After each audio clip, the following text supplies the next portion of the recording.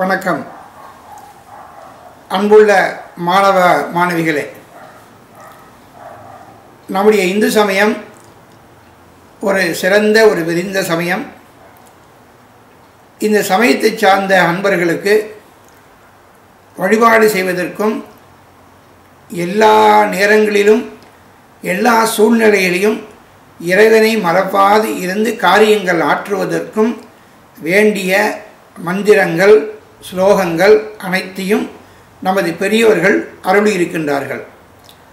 அந்த மந்திரங்களிலிருந்து ஒரு சில மந்திரங்களை எடுத்து முறையாக தொகுத்து அவற்றை பிரார்த்தனை கையேடு என்ற அளவிலே வடிவமைத்து மலேசிய இந்து தர்ம மாமன்றம் தங்களுக்கு வழங்கி இருக்கின்றது. இது ஒரு நல்ல காரியம். ஏனென்றால் பள்ளிக்கூடங்களிலே பிரார்த்தனை நேரம் என்று வருகின்ற பொழுது நமது மாணவர்கள் எதை சொல்வது, என்ன மந்திரங்களை சொல்லி பிரார்த்தனை செய்வது என்று புரியாமல் தவிக்கின்ற சூழ்நிலையை அறிந்து மாமன்றம் இந்த ஏற்பாடினை செய்திருக்கின்றது. மற்ற மாணவர்கள் பிரார்த்தனைகள் செய்கின்ற பொழுது நீங்களும் இந்த கையேடை கையிலே வைத்துக்கொண்டு இதில் உள்ள மந்திரங்கள் ஸ்லோகங்களை பிரார்த்தனை செய்து பயன் அடைய வேண்டுமாய், வெற்றி பெற வேண்டுமாய் அன்போடு வாழ்த்துகிறோம். எப்பொழுதும் எந்த ஒரு பிரார்த்தனை செய்கின்ற பொழுதும் முதலில் மந்திரங்களுக்கெல்லாம் தலையாய மந்திரமாகிய முதல் மந்திரமாகிய பிரணவ மந்திரத்தை 3 முறை கூறிவிட்டு தான் நாம் பிரார்த்தனையை தொடங்க வேண்டும். அந்த அடிப்படையிலே இப்பொழுது பிரணவம் ஓம்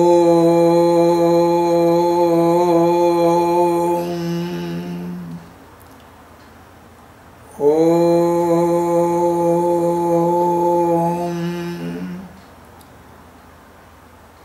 ஓம்.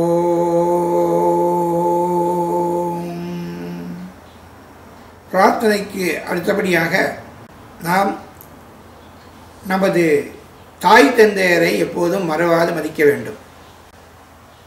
நம்முடைய இந்து சமயம் பெற்றோர்களுக்கு முதலிடம் கொடுத்து அவர்களை வணங்க வேண்டும் என்று கூறியிருக்கின்றது.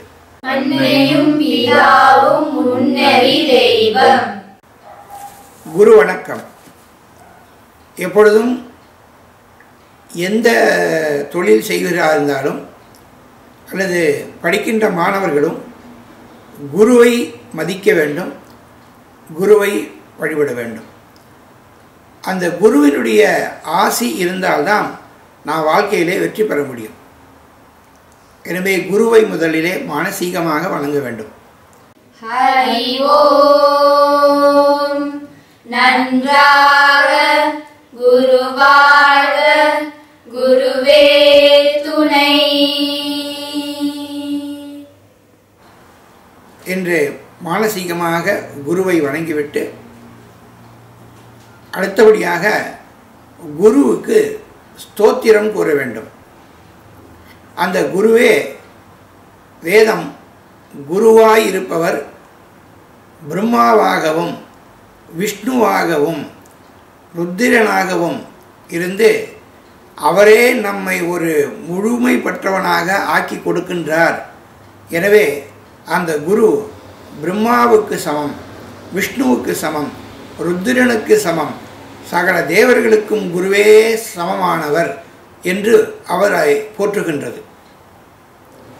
ஓம் குரு பிரம்மா குரு விஷ்ணு குரு தேவோ மகேஸ்வரः குரு சாட்சாத் பரபிரம்மா தஸ்மை ஸ்ரீ குரவே நமः என்று குருவை வணங்க வேண்டும். அடுத்தபடியாக பள்ளியில் படிக்கின்ற மாணவர்களுக்கு எப்போதுமே ஆசிரியருக்கும் மாணவருக்கும் எப்போதுமே நல்ல உறவு இருக்க வேண்டும். அப்பொழுதுதான் அவர்கள் படிப்பிலே அதிக கவனத்தை செலுத்துவார்கள். அந்த ஆசிரியர் மாணவர் உறவு மேம்பட வேண்டும் என்பதை வேதமே சொல்லி இருக்கின்றது அந்த காலத்தில். அதனால் பள்ளியிலே சென்று நீங்கள் அமர்ந்த உடனேயே மானசீகமாக இந்த மந்திரத்தை தினசரி ஒவ்வொரு பாடம் நடக்கும் பொழுதும் சொன்னால் அந்த ஆசிரியருக்கும் உங்களுக்கும் நல்ல உறவு ஏற்படும். அந்த ஆசிரியர் சொல்வது உங்கள் மனதிலே பதியும். அவருக்கு உங்கள் மேலே நல்ல அபிப்பிராயம் உண்டாகும். அதனால் இருவருக்கும் நல்ல ஒரு பரஸ்பர உணர்வு இருந்தால் அந்த பாடம் வெற்றிகரமாக நடைபெறும். சில மாணவர்களுக்கு எனக்கு ஒரு பாடம் பிடிக்கவில்லை என்று சொல்வார்கள். ஏன் அந்த பாடம் உனக்கு பிடிக்கவில்லை என்று கேட்டால் அந்த ஆசிரியரை எனக்கு பிடிக்கவில்லை என்று காரணம் சொல்வார்கள். ஆசிரியர் பிடிக்கவில்லை என்றால் அந்த பாடமே பிடிக்காமல் போகின்றதல்லவா. எனவே தான் நமது பெரியவர்கள் ஆசிரியரும் மாணவரும் நல்ல உறவுடையவர்களாக இருந்தால் பாடம் மேம்பாடடையும் என்று கூறியிருக்கின்றார்கள். எனவே இந்த மந்திரம் மிக முக்கியமானது. இதை நீங்கள் தினசரி கூற வேண்டும். ஓம் சகனாவது சகனௌ புனக்து சக வீர்யம் கரவாவஹே தேஜஸ்வினாவதீதமஸ்து மா வித்விஷாவஹே.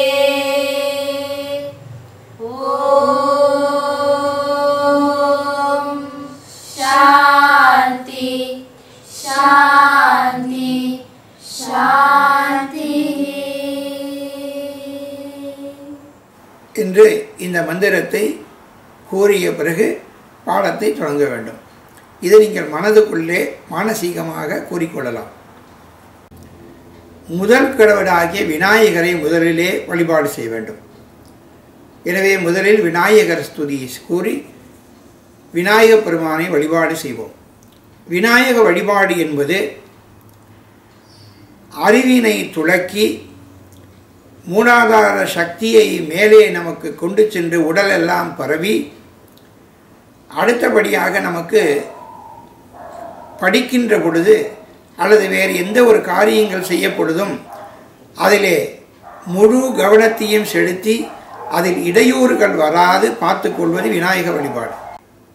எனவே விநாயக பெருமானை முதலில் வழிபாடு செய்துதான் மற்ற வழிபாடுகளை தொடங்க வேண்டும்.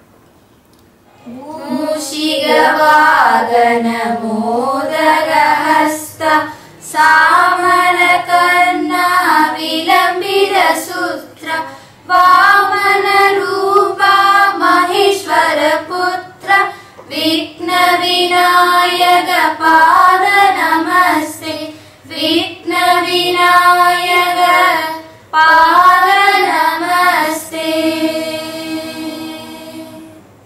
விக்னங்கள் எல்லாம் நீங்குவதற்கு விநாயக பெருமானை வழிபாடு செய்து நமக்கு எடுக்கின்ற காரியத்தை வெற்றியோடு நடத்துவதற்கு அருள் வேண்டிய பிறகு நமக்கு படிப்பதற்கும் சரி வேறு எந்த காரியங்கள் செய்வதற்கும் சரி ஒரு மனிதனுக்கு ஆத்ம பலம் வேண்டும். இந்த ஆத்ம சக்தி நமக்கு இருந்தால்தான் நாம் எல்லா காரியங்களையும் சிறப்பாக செய்ய முடியும். அந்த ஆத்ம பலத்தையும் ஆத்ம சக்தியையும் இந்த உயிருக்கு காவலையும் தருகின்றவர் சிவபெருமான். அந்த மிருத்யுஞ்ச தேவர், மிருத்யு என்றால் மரணம், யுஞ்ச என்றால் அதிலிருந்து வெற்றி பெறுவது, மரணத்திலிருந்து நம்மை காப்பவர், ஆத்ம பலத்தை கொடுத்து நமக்கு சோர்விலிருந்து மீட்பவர் என்று பொருள்படும். எனவே அவரை வழிபாடு செய்தால் நமக்கு ஆத்மசக்தி பலம் ஏற்படும்.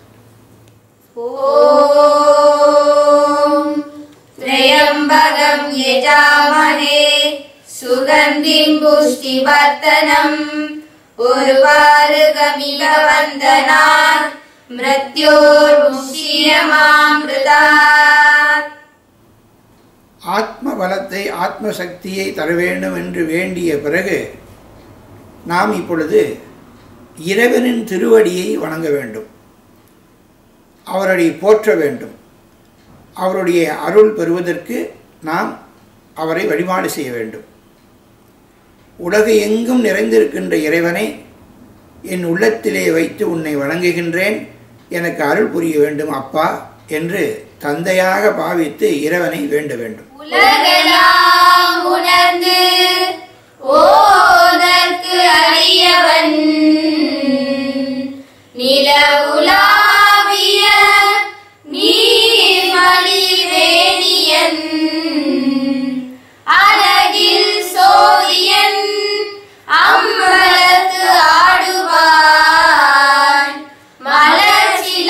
திருவடி வாழ்த்தி வணங்குவார்.